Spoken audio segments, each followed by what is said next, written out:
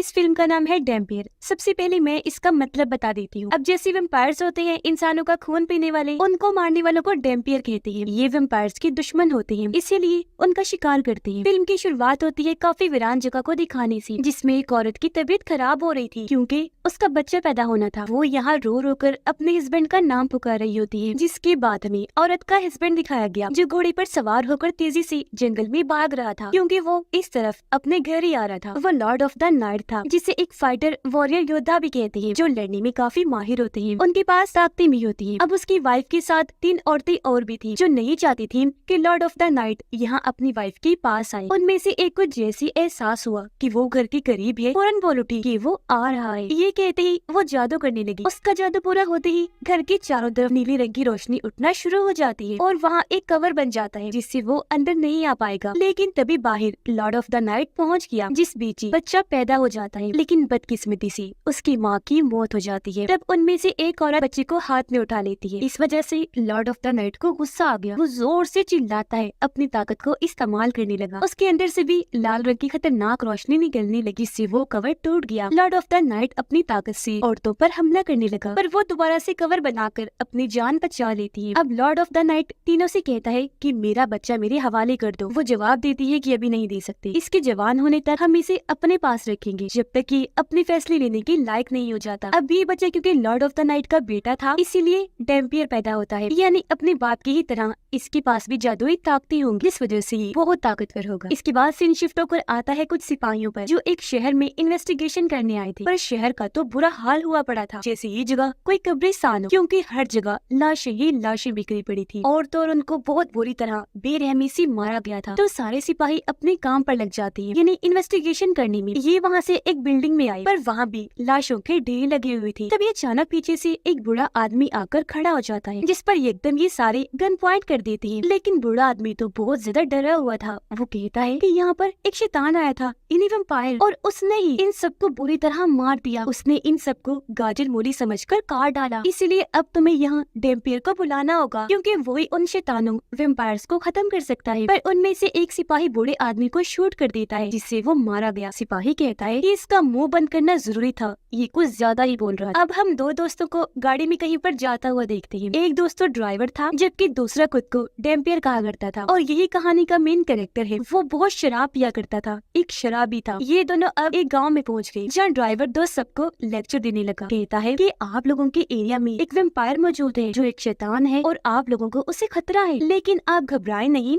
मैं अपने साथ एक ऐसे आदमी को लाया हूँ जो वैम्पायर्स का दुश्मन है, और उसका नाम डैम्पियर है। वो वैम्पायर से लड़कर आप सब लोगों को बचा देगा। लेकिन डैम्पियर तो साइड में खड़ा होकर एक के बाद एक शराब की बोतल खत्म कर रहा था। दरअसल ये लोगों को झूठ मूठ डैम्पियर का कहकर उन्हें पागल बना रहे थे, उनसे पैसे बटोरने के लिए। हकीकत में वो लड़का कोई डैम्पियर नहीं था, ये लोगों के साथ फ्रॉड कर रहे थे। अब डैम्पियर एक दरवाजे के पास जाकर अजीबोगरीब उल्टे सीधे एक्शन करने लगता है। फिर उन्हें बड़े यकीन से कहने लगा कि वो वैम्पायर मर चुका है, आप लोगों को अब से कोई खतरा नहीं, सब लोग आजाद है। उधर वो सिपाही जब शहर में थी तो आधे अंदर मौजूद थे, जबकि 2 बाहर पहरा दे रहे थे। अब बाहर वालों को एक लड़की की आवाज सुनाई दी, जो मदद के लिए पुकार रही थी। इनकी तरफ भी आने लगती है। अब एक सिपाही जैसे उसके करीब गया, पता चलता है कि वो कोई आम लड़की नहीं बल्कि वैम्पायर है, जो इन्हें देखते ही अपने लंबे लंबे नाखून बाहर निकालकर एक का गला काट देती है। उसकी आवाज सुनकर बाकी सिपाही भी बाहर आ गए और वैम्पायर लड़की पर शूट करने लगते हैं। उसके साथ दूसरा वैम्पायर भी था, जो दोनों बहुत खतरनाक थे। हालांकि सिपाही इतने सारे थे, इन पर गोलियों की बारिश की जा रही थी, लेकिन सिर्फ ये 2 वैम्पायर से किसी के भी काबू आ ही नहीं रहे थे, और 4-5 सिपाहियों को मार गिराते हैं, उनका खून पी जाते हैं। अब जब वो गई तो हेड अपने कमांडर को कहता है कि इन वैम्पायर्स का खात्मा करने के लिए हमें डैम्पियर को बुलाना होगा। मैं एक डैम्पियर को जानता भी हूँ। ये सुन कमांडर कहता है, तुम क्या पागल हो गई हो, कैसी फजूल बकवास कर रहे हो, कोई डैम्पियर शैम्पियर नहीं होता। हेड कहता है, सर होता है, आपने देखा नहीं कि हमने अंधाधुंध गोलियां उन पर चलाई, लेकिन उन पर कोई असर नहीं हुआ, तो आप फिर हमें कैसे बचा पाओगे? मेरी मानो तो उस डैम्पियर को बुला ही लो, मैं उसे अच्छे से जानता हूँ। जिस पर कमांडर मान गया। इसीलिए कुछ सिपाहियों को उस नकली डैम्पियर के पास भेजता है, उस शराबी के पास, जो इस एक लड़की की लाश को दफन कर रही थी। सिपाही यहाँ आकर डैम्पियर और उसकी दोस्त को पकड़ लेती है और ले आती है कमांडर के पास। कमांडर डैम्पियर से कहता है कि मैं तो नहीं जानता कि तुम कौन हो, पर इतना बता दो कि वैम्पायर्स कैसे मरते हैं। ये सुन डैम्पियर फौरन बोला, अरे पागल कैसी बातें कर रहे हो, ये वैम्पायर्स वगैरह कुछ नहीं होते, मैं तो बस ऐसी मनगढ़ंत बात बनाकर लोगों को पागल बनाता हूँ उनसे पैसे लेने के लिए। जिस पर हेड कहते हैं नहीं सर,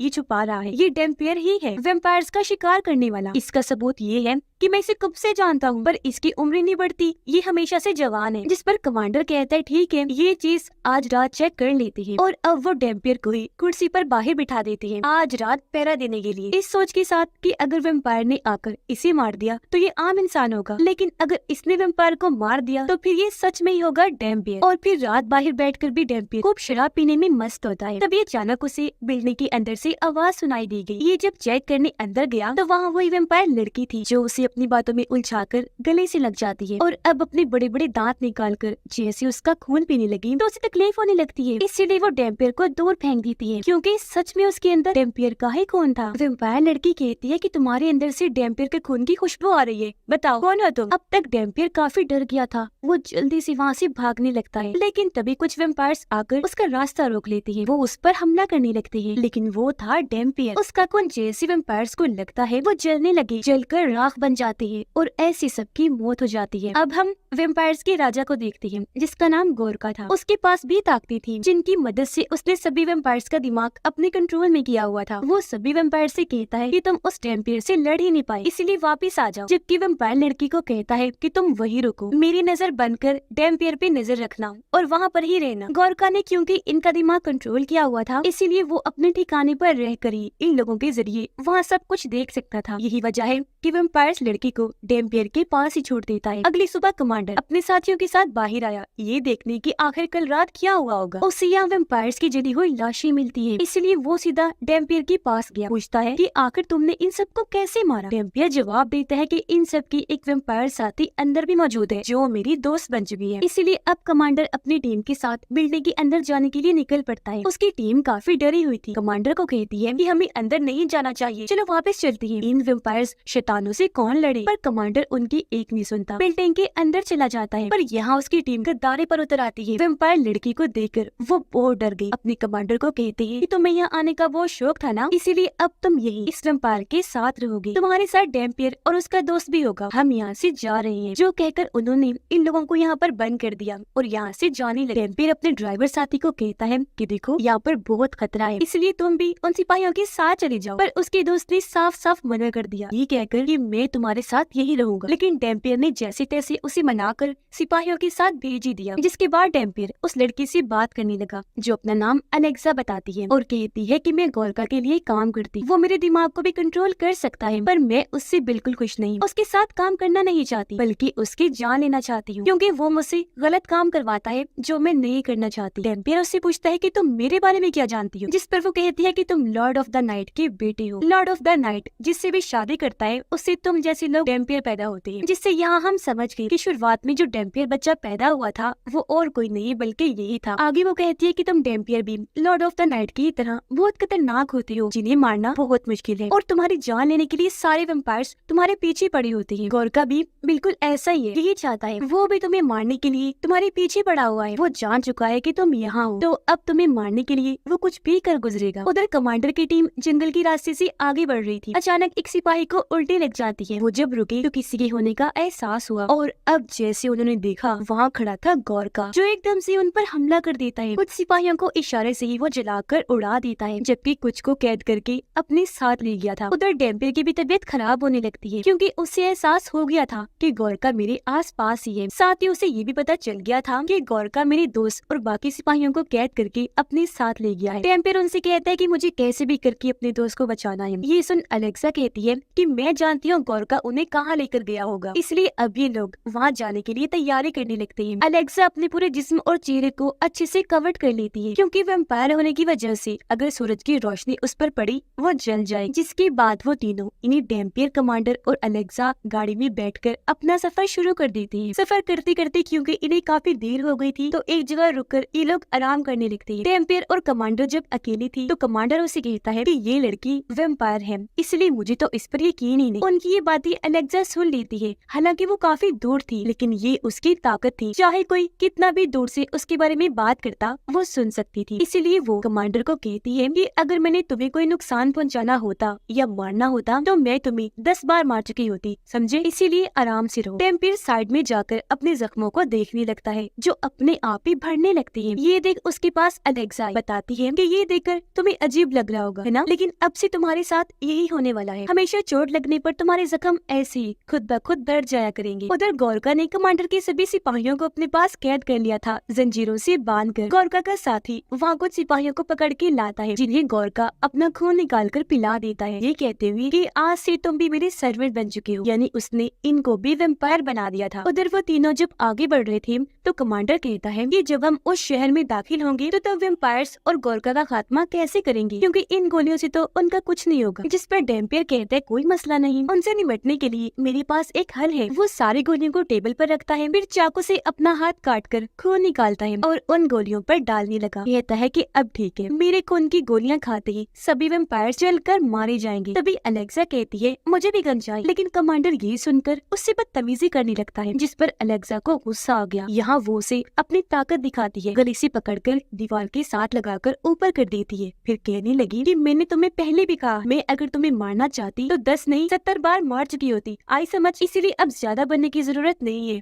आराम से रहो। ये देख डेम्पियर दोनों से कहते हैं अच्छा बस करो, लड़ाई खत्म करो, हमें अपना सफर फिर से शुरू करना है। ये लोग आगे बढ़े, जल्दी और शहर में पहुंच जाते हैं। इस शहर में भी तबाही मची हुई थी, साथ ही हर कोई वेम्पायर से भी डरा हुआ था। अलेक्सा कहती है कि हम आबादी से नहीं गुजरेंगे बल्कि बिल्डिंग्स के अंदर से जाएंगे। और अब जैसे ये एक बिल्डिंग के अंदर गई, अलेक्सा को महसूस हो जाता है जैसे हमारे पीछे कोई आ रहा है। वो कहती है कि मैं सब जान गई हूँ, गोरका ने हमारे पीछे अपने आदमी भेज दिए। जल्दी गोरका की आदमी इनके सामने आ गई, जो और कोई नहीं बल्कि कमांडर के सिपाही थे। लेकिन अब सारे के सारे वेम्पायर्स बन चुके थे, इसलिए अब गोरका के साथी थे। वो आगे बढ़े इन पर हमला करने के लिए। कमांडर ने एक गोली चलाकर जैसे वेम्पायर को शूट किया, वो वेम्पायर जलकर भुन जाता है। जाहिर है इस पर डेम्पियर का खून जो लगा हुआ था। और फिर ऐसे करते करते ये सारे वेम्पायर्स को उन गोलियों की मदद से जला जला कर राख कर देते हैं। जो देख डेम्पियर काफी खुश हो गया, कहता है देखा मेरे खून की गोलियां काम कर गई ना। जिसके साथ ही उसकी टांग पर भी गोली लग गई। वो देखते है कि ये गोली अलेक्सा ने चलाई है, जो अब उनकी तरफ गन करके बढ़ने लगी। ये देखते है कि उसकी आंखें बिल्कुल काली पड़ चुकी है। वो दुखी होते हुए उनसे कहती है कि ये मैं अलेक्सा नहीं हूँ, बल्कि मेरे दिमाग को गोरका कंट्रोल करके मुझसे ये सब करवा रहा है। डेम्पियर उसकी गन पकड़ के कहता है कि तुम उसकी गुलाम नहीं हो और उसके कंट्रोल से बाहर आ सकती हो। उसका ये कहना ही था कि तभी अलेक्सा ठीक हो गई। कुछ देर के बाद वो छत पर गई ताकि कूदकर अपनी जान दे दे, लेकिन तभी उसे एक लड़की के चिल्लाने की आवाज आई जो मदद के लिए पुकारे। ये जब वहाँ चेक करने गई तो 2 वेम्पायर्स ने लड़की पर हमला कर दिया था, इसीलिए अलेक्सा उनसे लड़ने लगती है। वो अपने नाखूनों से उनका गला काट कर फेंक के मारती है, जिससे दोनों वेम्पायर्स मारे जाते हैं। तभी यहाँ गोरका भी आ गया।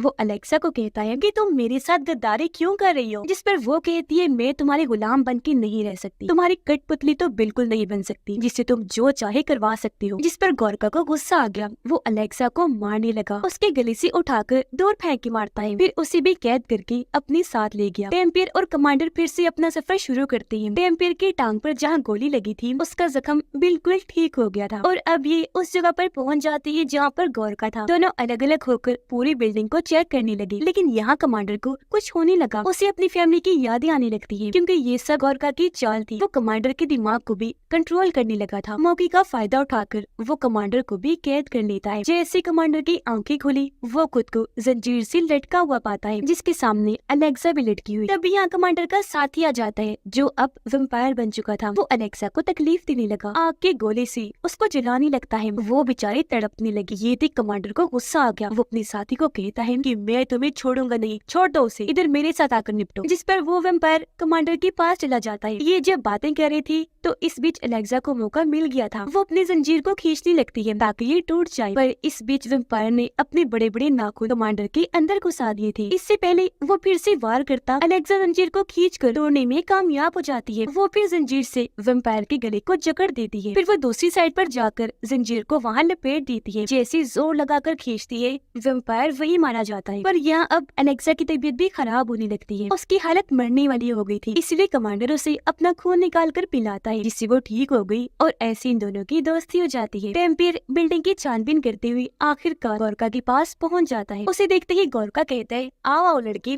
मैं तुम्हारा ही इंतजार कर रहा था। और अब वो अपनी खतरनाक ताकतों से डेम्पियर पर हमला कर देता है। पहले उसे दूर उठाकर मारता है, फिर पटक पटक के इधर उधर मारने लगा। उसे लड़ना तो दूर की बात, डेम्पियर तो अपना बचाव भी नहीं कर पा रहा था, वो टिक ही नहीं पाता। पर अब यहाँ हमले को रोककर गोरका कहता है कि तुम्हें मारने से पहले मैं तुम्हें किसी से मिलवाना चाहता हूँ। और तभी यहाँ वो डेम्पियर के दोस्त को लाता है, जो भी अब वेम्पायर बन चुका था और अब वो गोरका के कंट्रोल में था, इसलिए वो डेम्पियर पर हमला करवा देता है। पर जाहिर है डेम्पियर का खून काफी ताकतवर था, वो जैसे उसके दोस्त को लगा वो भी जलकर मारा गया। तब गोरका कहता है, लो, एक दोस्त ने दूसरे को मार दिया। तभी वो डेम्पियर पर भी हमला कर देता है अपनी खतरनाक ताकतों से। जैसे उसकी जान लेने लगा, पीछे कमांडर और अलेक्सा आ जाती है। तब गोरका कुछ देर के लिए डेम्पियर को छोड़कर उन पर हमला करता है, दोनों को अपनी ताकतों से दीवार के साथ लगा देता है। कहने लगा कि तुम भी अब अपने दोस्त डेम्पियर को अपनी आंखों के सामने मरता हुआ देखोगे, गवाही भी दोगे कि इसने कितनी चीखों पुकार की, पर बेचारा मारा ही गया। डेम्पियर जो बेहोश हो गया था, उसे एक सपना आता है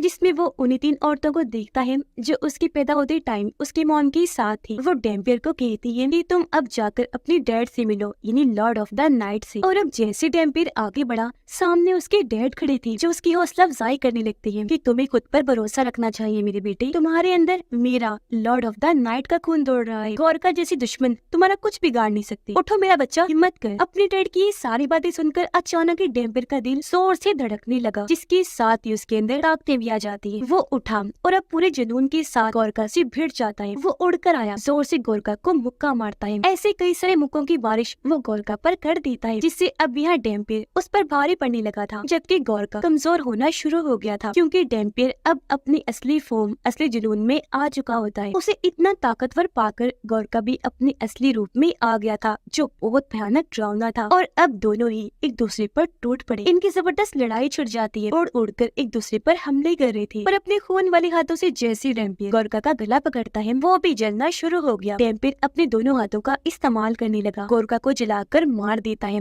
और वो धुआं बनकर उड़ जाता है। अब ये तीनों जैसे ही जाने लगे, इनके सामने एक दरवाजा खुल जाता है। अंदर जब ये गए तो ये काफी पुराने वक्त का कमरा था, जिसके अंदर डेम्पियर के डैड की किताब पड़ी थी, साथ ही वहाँ उसके डैड की तस्वीर भी बनी हुई थी। यहाँ इन्हें पता चला कि वो सिर्फ एक गोरका नहीं था, बल्कि उस जैसे और भी कई सारे हैं। डेम्पियर कहता है कि कोई मसला नहीं, अब मैं गोरका का दुश्मन बन चुका हूँ, इसीलिए किसी भी गोरका को नहीं छोड़ूंगा। जिसके बाद वो अपने मिशन पर निकल जाते हैं, सभी गोरका और उनके साथियों को मारने के लिए। इसी के साथ इस फिल्म की कहानी यहीं पर खत्म हो जाती है।